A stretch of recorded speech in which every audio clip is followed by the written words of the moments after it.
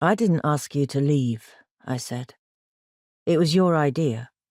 And if you didn't want to get your feet wet, love, you shouldn't have embarked. I didn't push you into the water.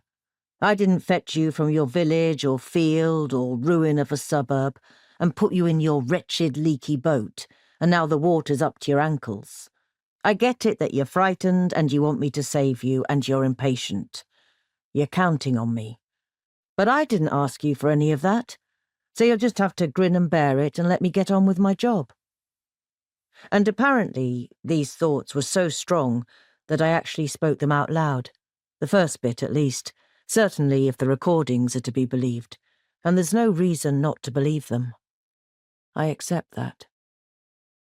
While I was at it, I should perhaps have added things like, "I'm not God Almighty either," which must have been what was in my mind, and I could have actually said it.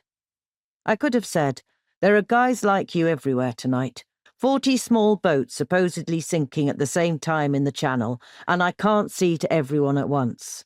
So you'll have to be patient, love, or tell all the others that are sinking to calm down and get off their phones so I can just look after you.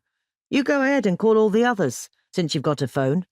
All those people climbing into battered old boats with no compass or flares, 30 at once on a raft that can scarcely take the weight of 5. No instruments, nothing to steer by, no knowledge of the sea, along with their women and their children."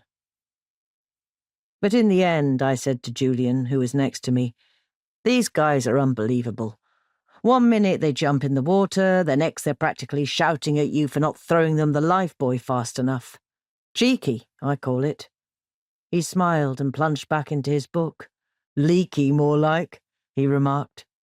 That's the sort of joke that raised a laugh at 3 a.m. That joke didn't get recorded. It probably wouldn't have looked too good, and Julian can rest easy. No one's going to call him a monster for making a joke about inflatable dinghies springing leaks. Besides, on the phone recordings you can only hear my voice, unluckily for me.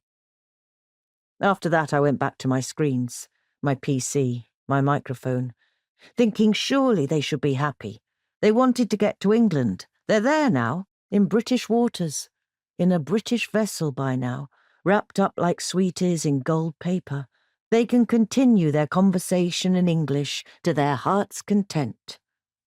But in the end, the currents brought their bodies back into French waters. So now they were floating on the investigator's desk at the Coast Guard office.